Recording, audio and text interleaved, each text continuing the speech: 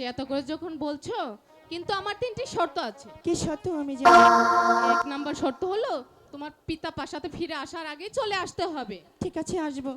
আর দ্বিতীয় নাম্বার শর্ত হলো গভীর জলে নামতে পারবে না। আমি জান, আমি তোমাকে কথা দিলাম, আমি বেশি জলে কখনোই নামবো না।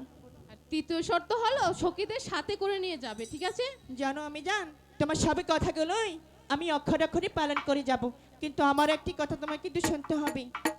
আবার কি কথা? কি কথা জানো? আমার একটা আবদার কিন্তু তোমার রাখতেই হবে। আমি আর কোনো আবদার রাখতে পারবো না মা। তুমি তো আমাকে তিনটি আবদার করেছো না, তাহলে আমার একটি আবদার কেন রাখবে না? ঠিক আছে, বলো তোমার কি আবদার। বলো, তুমি দেবে?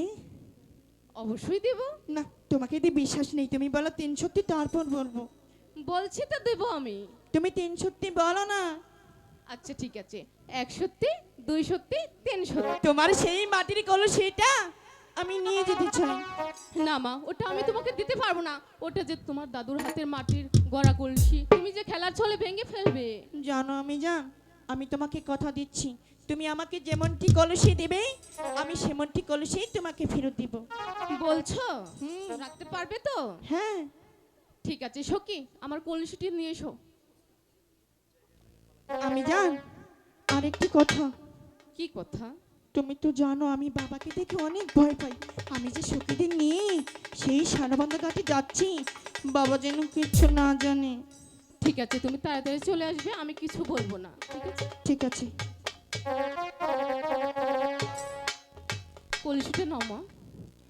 জানো আমি জান, তুমি কথা ভালো না, আমি যা চাই তুমি শুধু তাই দাও। এই সখী, চ, আমি জানকে একটু আদর করি না। আমি জান, তোমাকে একটু আদর করি। ঠিক আছে, করো। দুষ্টু মেয়ে আমার। তাহলে তুমি পাশাতে চলে যাও, আমি সখীদের নিয়ে যাব আর আসবো। ঠিক আছে মা, আমার কলসিটা যেন ভাঙে না, ঠিক আছে? আমি ঠিক আছে। পাশাতে চলে গেলাম।